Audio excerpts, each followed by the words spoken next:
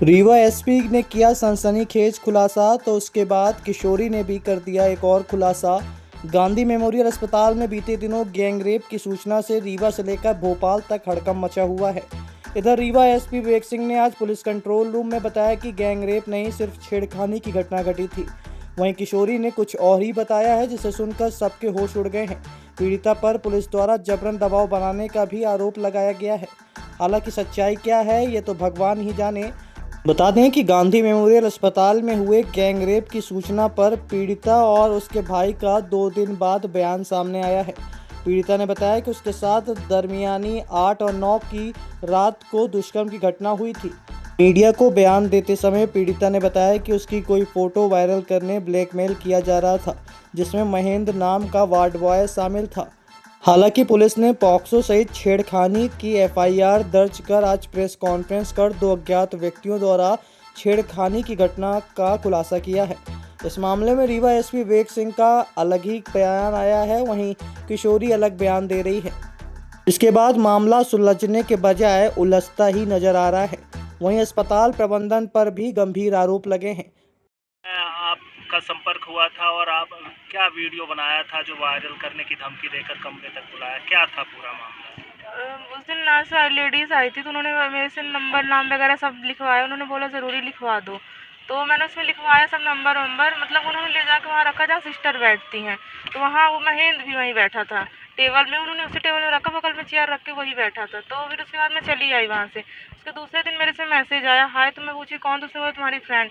तो मैंने बोला कहाँ से? तो उसने बोला बाद में बताती। तो मैंने नंबर सेव कर लिया। मैंने सोचा मेरी कोई फ्रेंड होगी। फिर मैंने स्टेटस लगाया, तो उसने मेरी स्क्रीनशॉट ली फोटो की, और दूसरे दिन उसको एडिट करके मेरे इसमें भेजा और बोला कि अगर मैं जो बोलता हूँ वो करो, जहाँ बुलाता हूँ वहाँ, वरना मैं वायरल कर दूँगा तुम्हारी फ़ोटो तो तुम्हारे पेरेंट्स को भी भेज दूँगा। तो मैं उस दिन नहीं गई, उसके बुलाने पे मैं नहीं गई। फिर दूसरे दिन बुलाया, मैं उस दिन भी नहीं गई। फिर एक दिन वो रात में मैंने बोला मेरा गला दर्द हो रहा। उसने मुझे 2 टैबलेट दी थी, जिसमें से एक मैंने 7 बजे खाई थी, एक 11 साढ़े 11 के लगभग खाई। उसने बोला 2-3 घंटे में इसका असर होगा। तो उसके बाद फिर मुझे रात में मैसेज किया, बोला कॉल करो। मैंने उसे कॉल किया, बोला कि 1 बजे के लगभग तुम वो सुपर के गेट के पास आ जाना। मैं गई 1 बजे सुपर गेट के पास। वहाँ से मतलब मेरा बहुत सर घूम रहा था, बहुत हाथ काम ही नहीं कर रहे थे। तो मैं बोली कि मेरी फ़ोटो डिलीट कर दो, मैं यहाँ से चली जाऊँगी। उसने बोला कि पहले रूम चलो तुम। तो मैं रूम नहीं जा रही, तो मुझे मतलब घसीटता हाथ पकड़ खींचते लेके गया है रूम। उसके बाद जैसे आधे रास्ते में पहुँचा, तो यहाँ हॉस्पिटल से किसी का फ़ोन आया था। तो उन्होंने ये हॉस्पिटल में उन्होंने ये बोला कि यहाँ से एक लड़की गायब हुई है, तो क्या तुम गायब की हो? तो उसने कुछ नहीं बोला, फ़ोन काट दिया और फ्लाइट मोड में डाल दिया। उसके बाद फिर क्या हुआ, मुझे बोला कि वहीं पास मैं गिर भी गई। उसके बाद फिर उसके बाद मैं मुझे ऐसा महसूस हुआ कि मुझे रूम ले गया और रूम में मेरे साथ गलत भी किया है वो, और उसके बाद लाके मुझे रोड में छोड़ भी दिया है वो। नहीं, आप उसके बाद का जो वाकया है आपको याद नहीं रहा, मतलब जब टैबलेट खिलाया उसके बाद से टैबलेट का मतलब नशा लग रहा था। पूरे सर वर घूम रहे थे, आँख अच्छे से नहीं खुल रही थी, हाथ पाँव एकदम काँप रहे थे। डॉक्टर तो ये बोल रहे थे कि झूठ बोल रही है ये।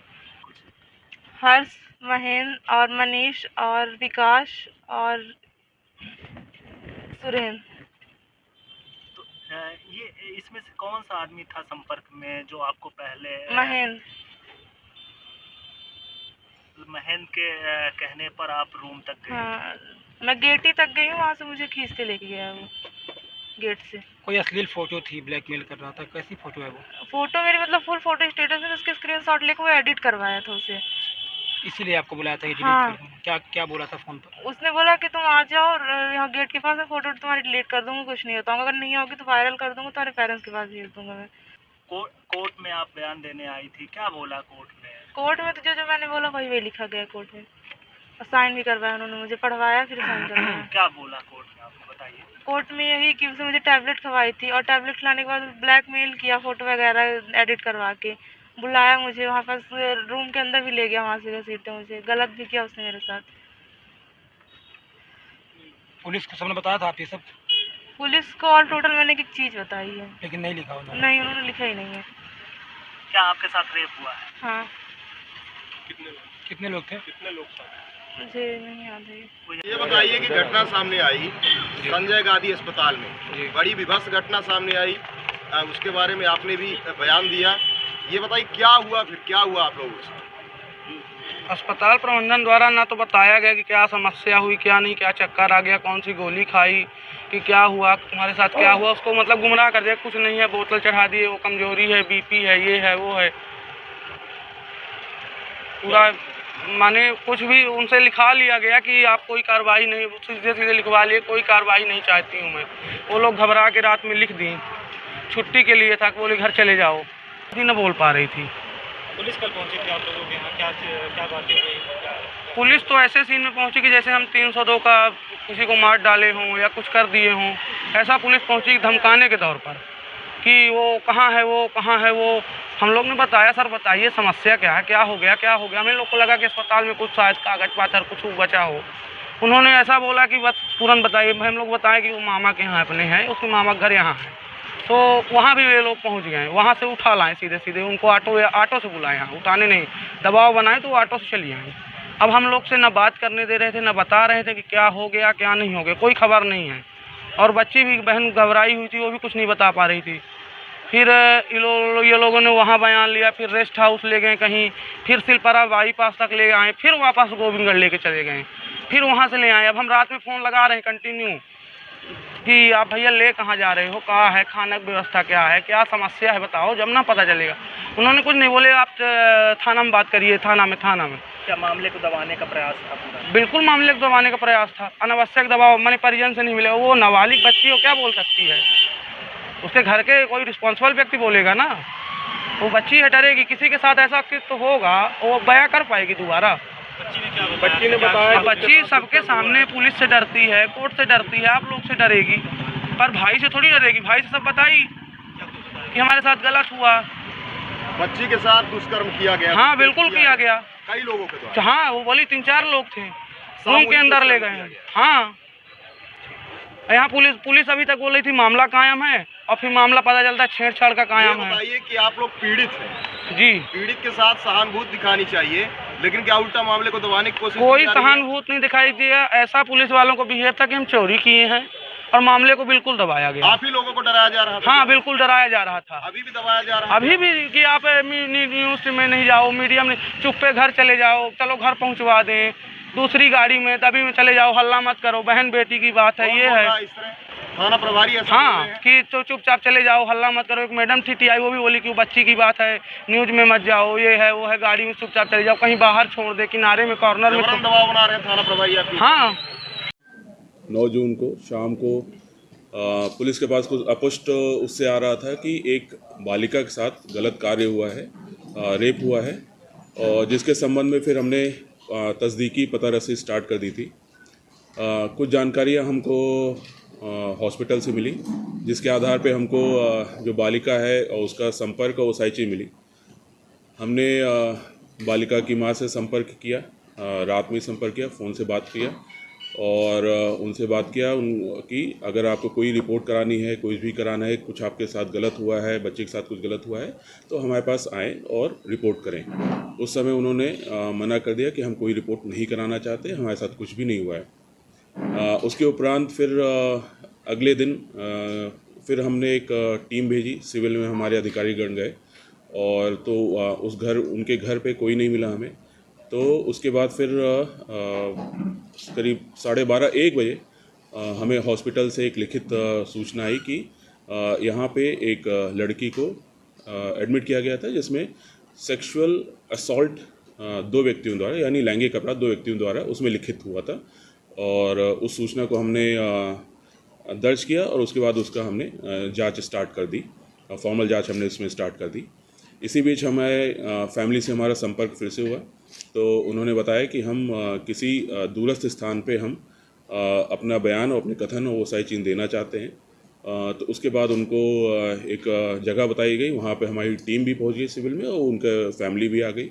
और उसके बाद वहाँ पे लड़की के बयान कल शाम को देर रात में दर्ज हुए थे, और जिसमें उसने 2 अज्ञात लोगों द्वारा छेड़छाड़ की घटना बताई थी। उस समय उसने ये बताया लड़की ने कि ये टॉयलेट करने गई थी, उसी बीच उसको चक्कर आ गया। जब चक्कर से उसको जब उसके ऊपर कोई पानी डाला, जब चक्कर से उसे होश आया, जब बेहोशी से, तो उसके साथ कुछ लोगों ने छेड़छाड़ की कोशिश की, उसको फिर से बेहोश हो गई और जब उठी तो वो हॉस्पिटल के बाहर कहीं भी थी और उसके भाई और उसकी मदर वहाँ पे आई थी और जो फिर उसको ले जाके उन्होंने एडमिट कराया था।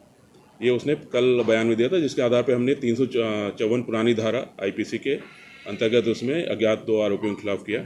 इसके साथ साथ हमने एविडेंसेस भी कलेक्ट करना शुरू किए थे, क्योंकि हमारे पास एक फुटेज आया था जिसमें स्ट्रेचर पे उस लड़की को ले जाते हुए दिख रहे थे, तो हमने उसको पूरा बैक ट्रैक किया।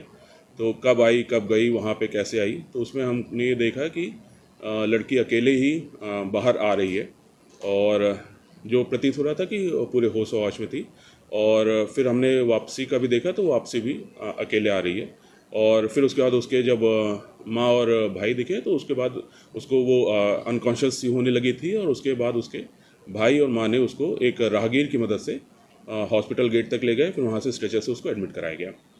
तो जब हमने उससे ये पूछा कि यहाँ पे इस तरह से हो रहा है, तब उसने फिर और घटना को उसने खुलासा किया कि एक वार्ड बॉय है महेंद्र, इसकी माँ करीब 20 दिन से एडमिट थी। ये लड़की करीब 7-8 दिन पहले वहाँ से अटेंडर के रूप में अपनी माँ के साथ रह रही थी। वहाँ पे उसका महेंद्र से संपर्क हुआ, महेंद्र इसको कॉल करता था, इसने भी उसको कॉल करना शुरू किया था। तो फिर महेंद्र ने उस दिन को इसको लड़की को बुलाया था कि सुपर स्पेशलिटी के गेट के आगे आके मिलना, और जब इसकी माँ और भाई सो गए थे तो फिर ये वहाँ गई थी। इसके बाद वहाँ पे महेंद्र इसको लड़की के बयान के अनुसार महेंद्र इसका हाथ पकड़ के अब कहा था कि मेरे घर चलो, पास में मेरा घर है, तो वहाँ पे ले आने के से हाथ उसका पकड़ रहा था। और तभी महेंद्र के पास फ़ोन आया कि इस लड़की को ढूंढा जा रहा है। और तो फिर महेंद्र ने उसको बताया कि तुम तुरंत वापस जाओ, मेरा नाम मत लेना और किसी को बताना नहीं कि मैंने बुलाया था। तो उसके बाद फिर लड़की वो वापस चली आती है। लड़की का कहना है कि जब वो वापस जा रही थी उसी बीच रास्ते में उसको 2 लोग एक बाइक से आए, उन्होंने उसके साथ छेड़छाड़ की और फिर उसके बाद वो दौड़ के वापस आई और जैसे ही हनुमान मंदिर के पास पहुंची वो बेहोश हो गई थी। और तभी तक उसके भाई और उसकी माँ आ गए, उन्होंने उसको राहगीर की मदद से हॉस्पिटल में एडमिट कराया।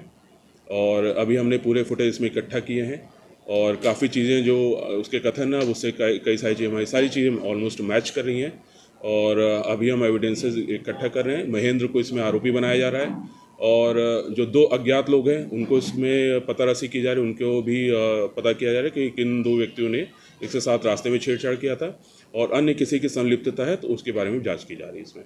और बच्ची का हमने एक पैनल के थ्रू एक पूरा मेडिकल भी कराया कि किसी तरह का अंदेशा को हम रूल आउट कर दें, इसलिए उसका पूरा मेडिकल भी कराया गया और उसमें भी उसको कोई एक्सटर्नल इंजरी, कोई बाहरी चोट वगैरह कोई चीज़ नहीं आई है। बाकी हमने कुछ फिर भी हमने कुछ प्रिजर्व करा दिया स्लाइड्स वगैरह, ताकि कभी ज़रूरत पड़े तो हमको काम आ पाए।